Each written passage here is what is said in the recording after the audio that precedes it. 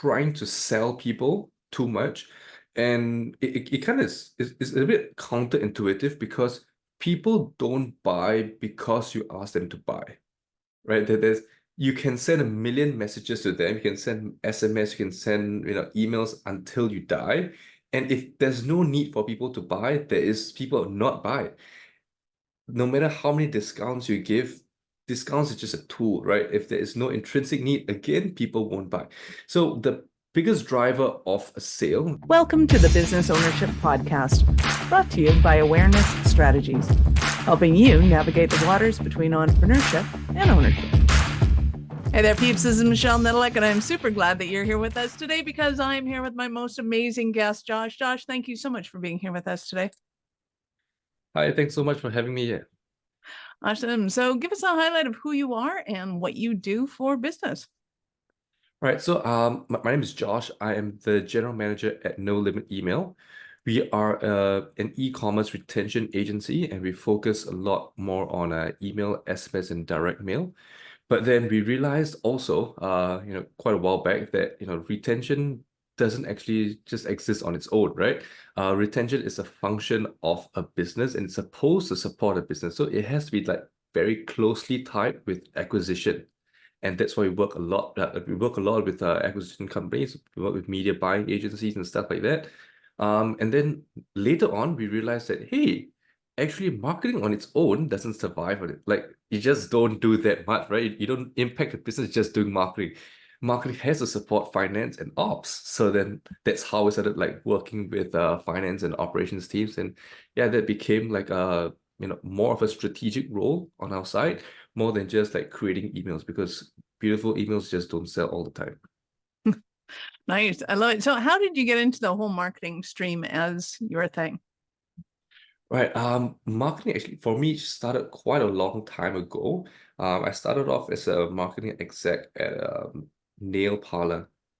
It's quite weird because like a guy normally doesn't it's not normally there.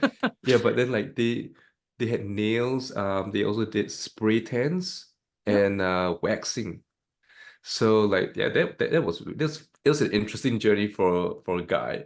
Right. Yeah, so that's where You're like, why do you do that?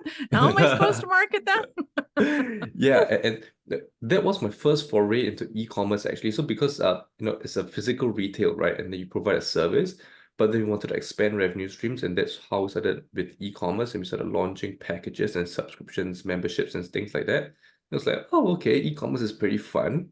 And then after that, like I started dabbling into content because as in your small company, you end up doing everything.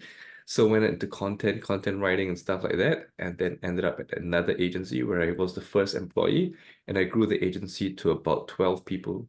Yeah, and then from there went on to building Shopify stores, um, chatbots, messenger chatbots, stuff like that, and then email marketing. And then from email marketing, I fell in love with the whole thing. Nice. I love it. So now who would you say is kind of either your favorite client to work with or who comes to you most often?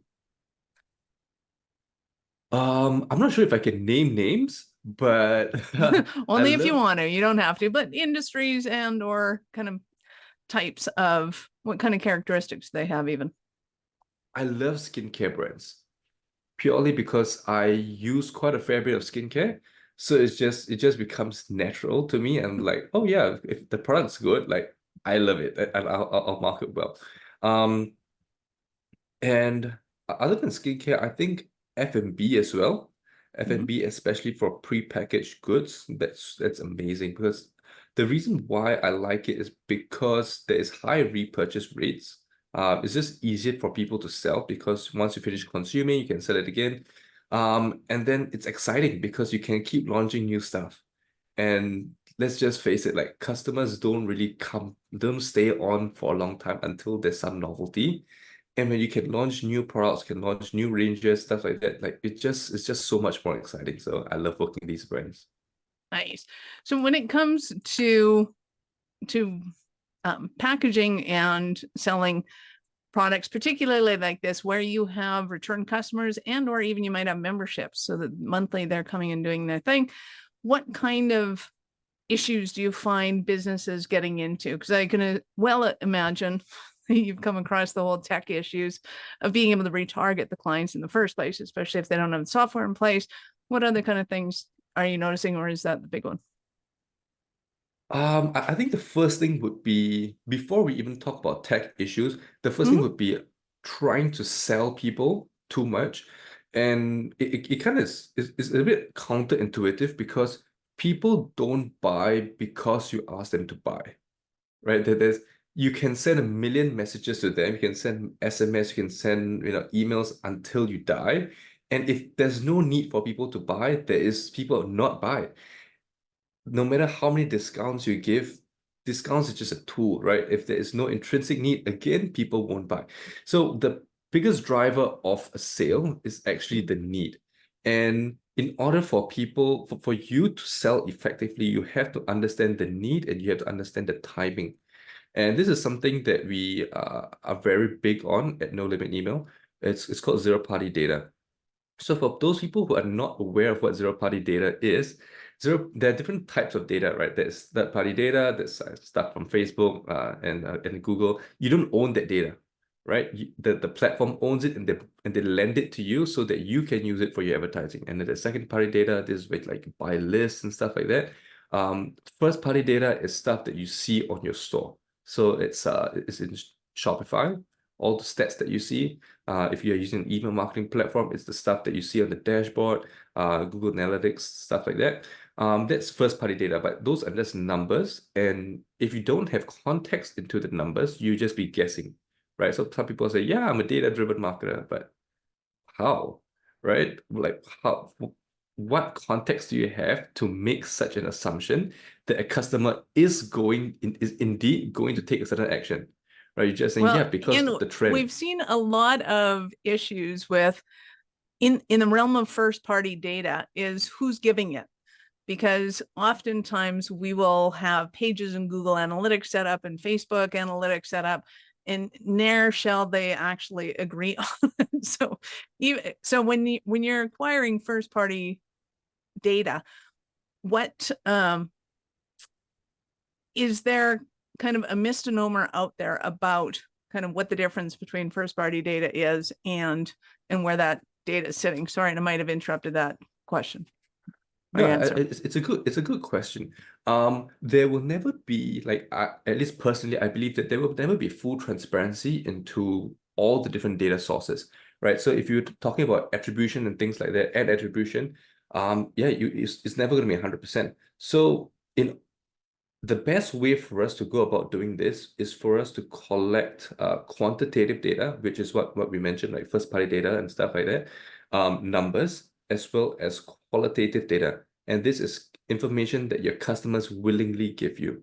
So first part zero, that will be zero party data, right? So how do we get customers to willingly give us information is through asking questions. Simple as that. So what normally people think of is like, yeah, let's just ask, like, get customers to fill out a survey, right? But how effective is a survey? If let's say you have about 50% open rate, you're good, right? At email marketing, 50% open rate.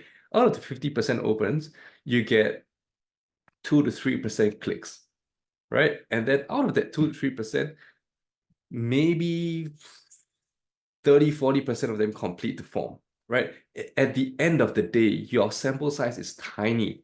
And this is, if you're asking things that are super historic, they might not even remember stuff. And it's so post mortem that they forget how they were actually feeling at the point of purchase, which is actually the most important thing. We want to understand what is the purchase intent at the highest point of purchase, which for most companies and for most customers, it is at the opt-in. So when they see an ad, they have peak curiosity. They hit your page. You need to first qualify them and see if they are a qualified prospect, right? And that is with targeting. So whether it's X number of seconds time on site, 30 seconds, 40 seconds on site, or page scroll, right? If they go down 50 to 70% of depth, right? You kind of know that they're interested enough. Compare this with someone who gets a pop-up immediately on a page load. So once page loads, is like, oh, hey, here's 10% off. And then you're just like, okay, cool. And then even if you give your email address as a company, question, how much is an email address worth to you? Second question, what do you know about the customer based on just this one email address? The answer is nothing. So if we don't know anything about the customer, how can we reasonably frame a sales pitch for the customer? Because we don't, first of all, we don't know anything about the customer's lifestyle right now. So if we don't know anything about the customer's lifestyle, means we don't know what the problems they are facing. We don't know, what they're working towards, what the experience with said solution, what are their friends talking about, what is the purchase timeline they're looking for, things like that. We don't know any of that, right? And if we don't know any of that, we cannot frame the pitch properly. If anyone has done sales, you know that you need to specify the context so that people buy in, because if not, there's no story. And if there is no context and there is no need for it, and you don't personalize that, they don't buy. It's plain and simple. We've done plenty of tests for us to know that it just doesn't work. So some of the things that we do is that we, like in the pop-up, obviously we still collect the email address, we collect the phone number if there's a need for it, but we also like to collect at least 2 to 3 data points. So these 2 to 3, so the pop-up works in a multi-step. So we have the email address, and then we have the phone number, whatever information capture, and then we have data point 1, data point 2. And these data points are captured simply with a question and then 2 to 3 buttons or 3 to 4 buttons, whatever your preference is. The reason why we collect that with a button is because it's so simple. You just click once and you're done, right? For a customer, it is seamless. So the question for many, the friction point for many business owners is like, will having more data points in the form reduce the end conversion of our pop-up? And again, we've done plenty of tests for us to see that the answer is actually no. So what kind of questions would you ask them? It actually, what matters more,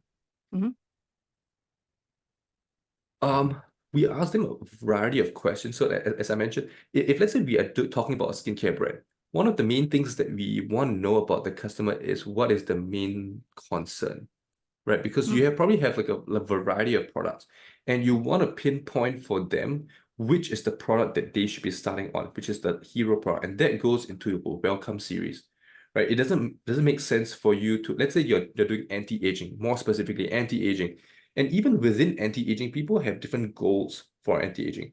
Some people want tighter skin, and that's the main concern. Some people want brighter skin, and that's the main concern. Some people want to remove fine lines and wrinkles. 3 of them are all part of anti-aging. They might all be goals that they are working towards. But what is the main concern right now? That is probably the biggest thing that caused them to start looking.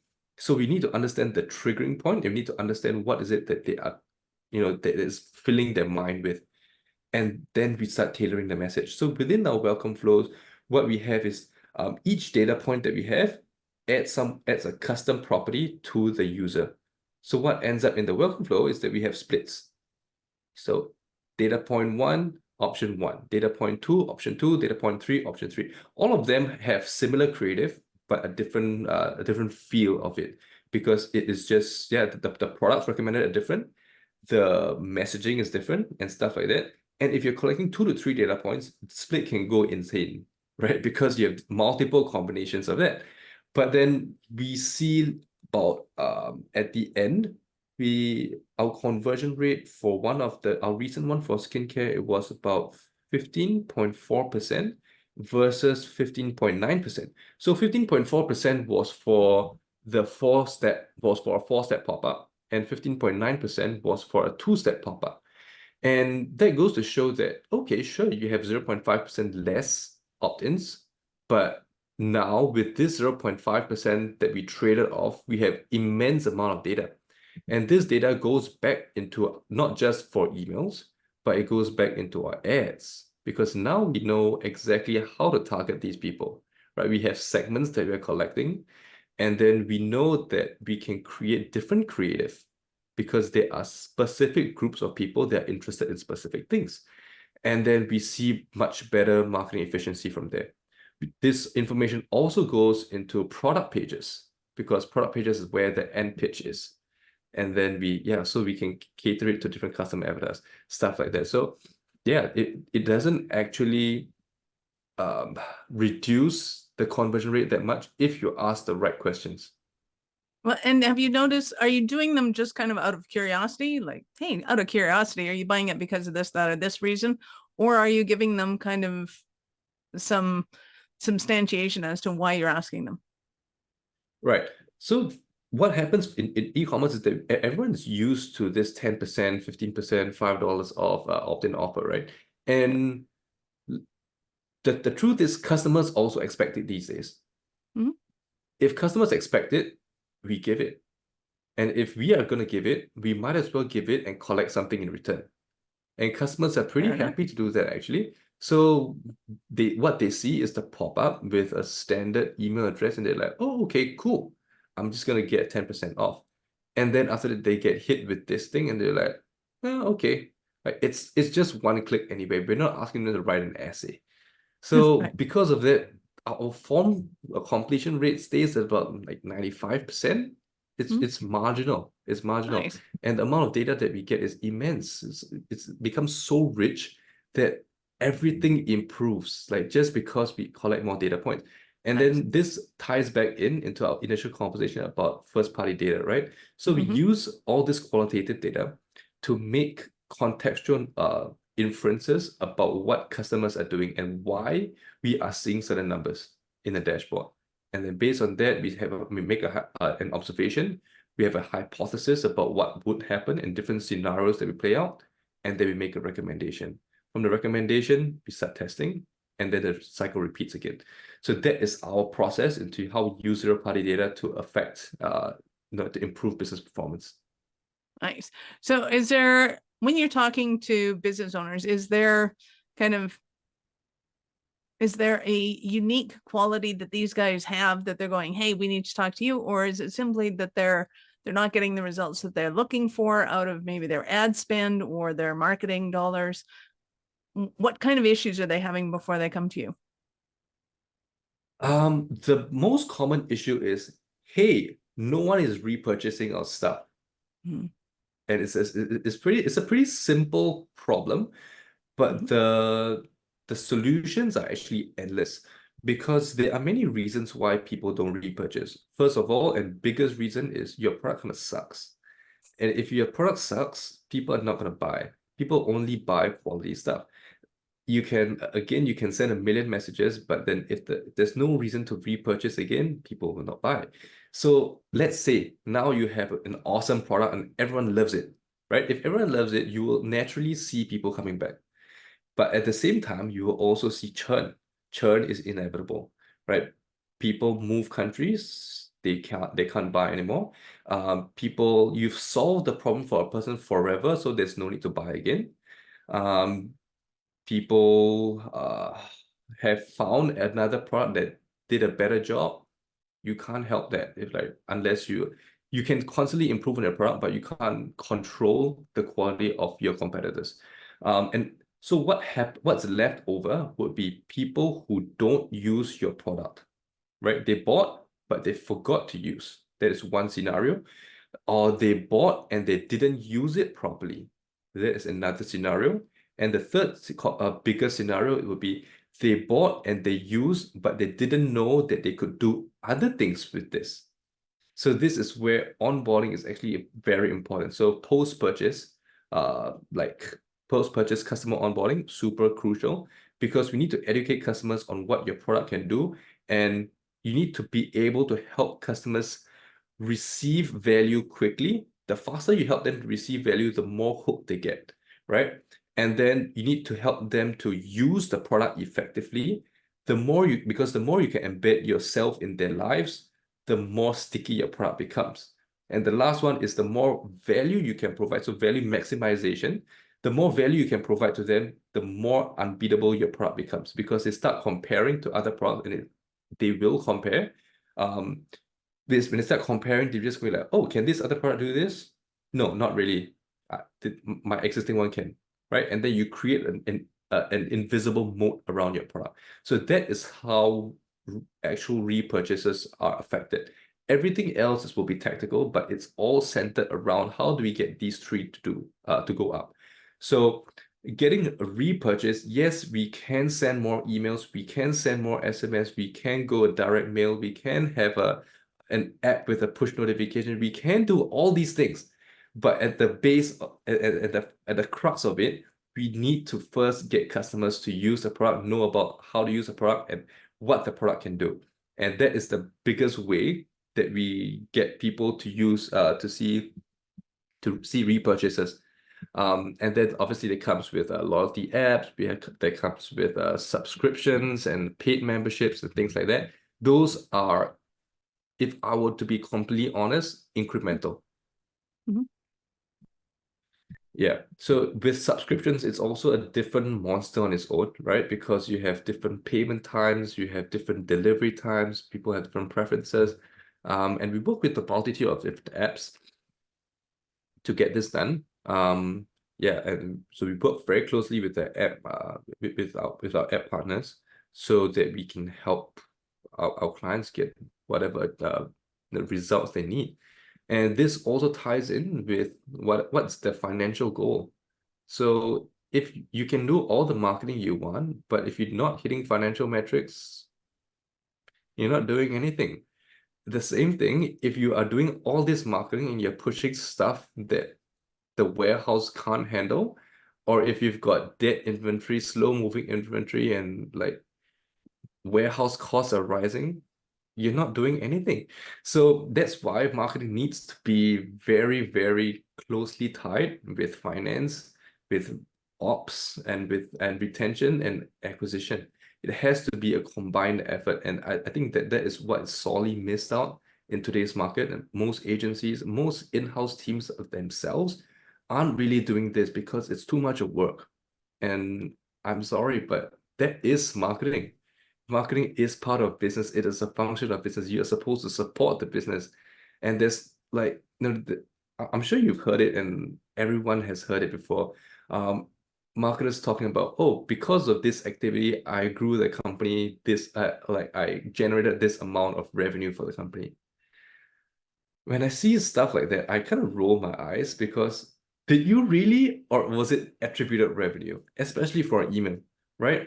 For email, there's a lot of attributed revenue. So you can create new flows that never existed before. And because the flows never existed, there was no way to attribute revenue. And right now, there is. So was that revenue already there, or was it now just being able to be tracked? So it's a different conversation. So what we do is that we don't really focus that much on the total amount of revenue that we've driven by a certain channel. Instead, what we do is we are testing things on an incremental level, and then we are looking at segments, at customer segments. So just like how we have customers and non-customers. So obviously we want to make sure that we have as much customers and we are monetizing our list as possible, right? So we want to track our non-customer versus customer segment. The next thing that we need to be looking at would be within the customer segment, are many of our customers stuck at a one-time purchase? So one-time customers versus repeat customers. And out of that, how many people are have like out of the existing customers and repeat customers, how many of them have tried products more than once, like more than one product? So we need to have product discovery, because product discovery is what gets people into your brand and into your ecosystem. So there are many things that we that we do. Let's just say that. Yeah. So we are looking very closely into Lifetimely, into apps like that, to understand lifetime value. What's the product journey that people are taking? What are the common pairings people have, bundles, things like that. We also do dive right into unit economics. So that is part of our onboarding process. Because if you don't have strong unit economics, we don't know what our numbers are, what's our net profit at the end per order, per product. It's impossible for us to create an offer that is profitable for us, one, and that is enticing enough for customers. So we need to have balance of that. So with offer comparisons, we can then test different offers at different timings to different customer audiences, and then try to see what sticks the most. Whatever happens on the front end, we can duplicate that on campaigns and in the back end. And that's our process. Nice, love it. So in a moment, I am going to ask you for an example of one of your Cinderella stories of one of your clients. But before I do that, we're going to take a little.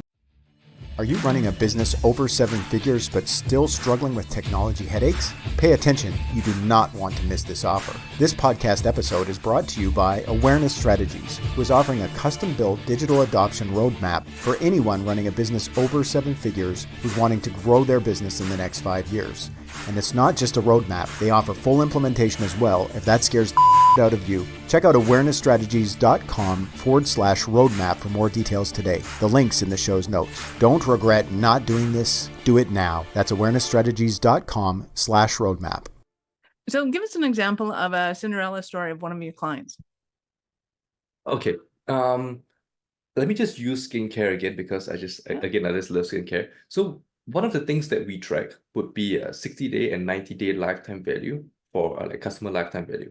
So there was this brand that we were working with. They were trying to break 2 mil a month, and they just couldn't break it.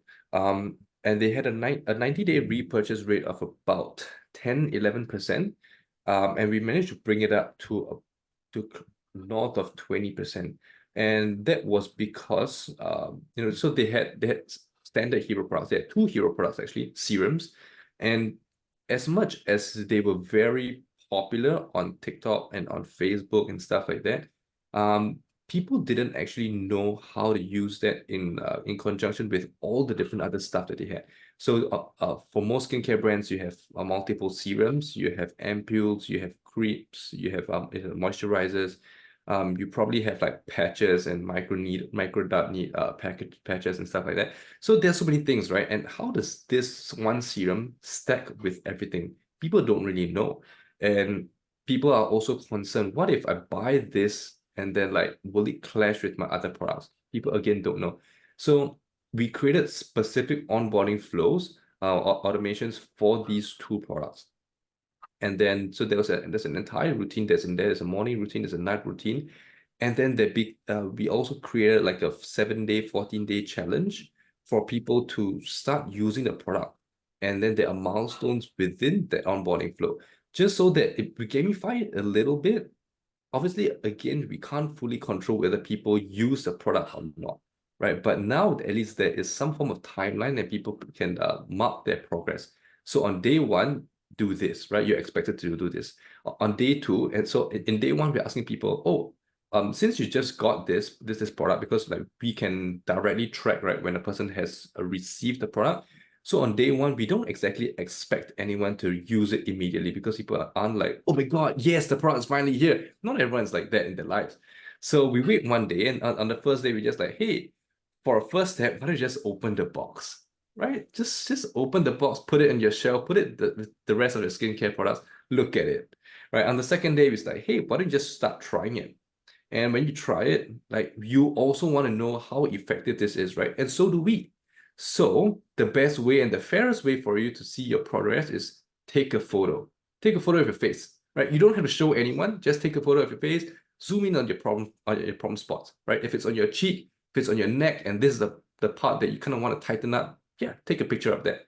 That's it. We don't ask people for much. On day 2, we're like, okay, cool. You've already taken a photo, keep on using it, right? So if you haven't already started yet, start it. Remember that, let's say your neck is as important as the rest of your face, because many people, they're just putting serums and their skincare on their face, but they don't do it on the neck. So like, yeah, make sure you do it on your neck. Look for this, look for that, right? So then we have about 7-day, 14 days of a drip. And then at the end of that, we're like, hey, why don't you take another photo and this will be your final shot. And this is how we collect before after photos, and people will be like, oh my God, yeah, I didn't know. Because if we didn't ask people to track and they see their face every day, they would have no idea that they had all this improvement. And then what we see is that the reviews start raking in after day 14. So what normally happens is that people start sending reviews like within a week. But then within a week, people haven't had enough time to try. But now, after we have all this excitement, we build it up for them. They'll be like, oh God, this is the best.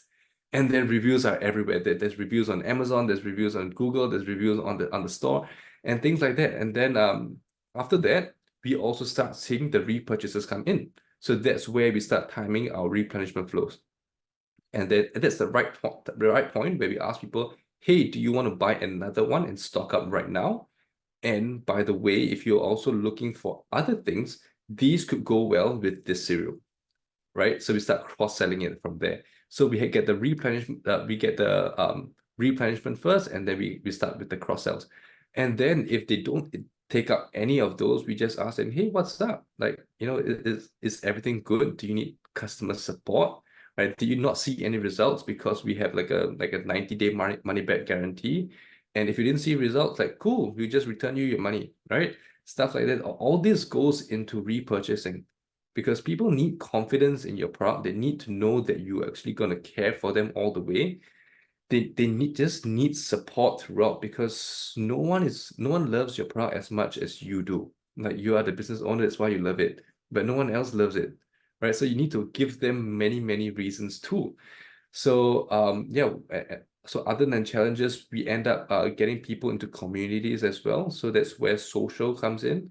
And then that's actually where we have referral codes and things like that. So none of that gets triggered prematurely. We want to make sure that people are using a product and they're onboarded on the product first before we start sending them multiple messages.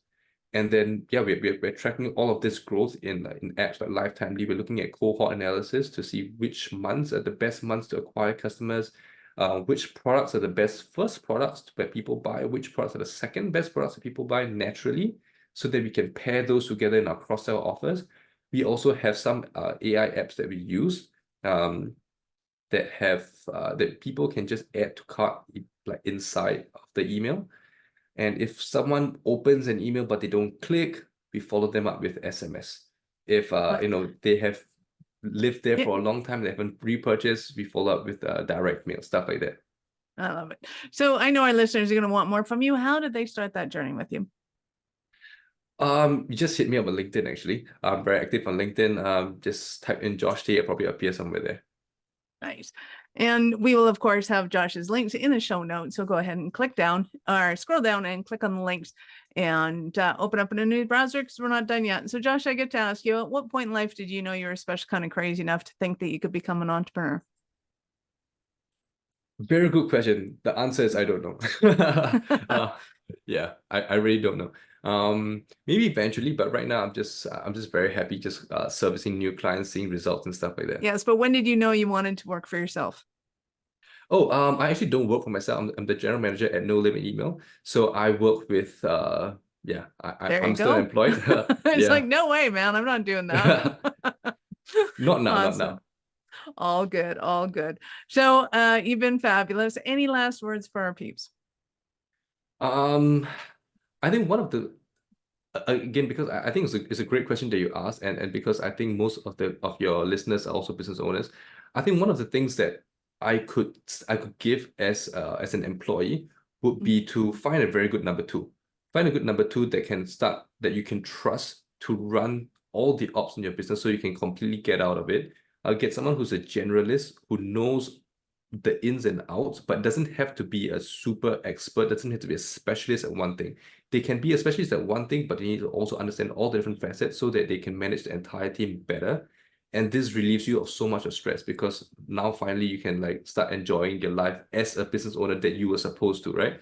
So find a good number two that can weed out bullshit and trash agencies that are trying to burn your money. Yeah, this number two is invaluable. Find someone who can do that and then work with good agencies. I love it. Thank you so much for your time. I appreciate it. And I know how valuable it is. Thanks so much for having me, Michelle. Awesome. Peeps, thank you for being here with us today. Be sure to subscribe to the show and share it with your friends. We love helping entrepreneurs grow. Are you running a business over 7 figures but still struggling with technology headaches? Pay attention, you do not want to miss this offer. This podcast episode is brought to you by Awareness Strategies, who is offering a custom-built digital adoption roadmap for anyone running a business over 7 figures who's wanting to grow their business in the next 5 years. And it's not just a roadmap, they offer full implementation as well if that scares the out of you. Check out awarenessstrategies.com/roadmap for more details today. The link's in the show's notes. Don't regret not doing this. Do it now. That's awarenessstrategies.com/roadmap.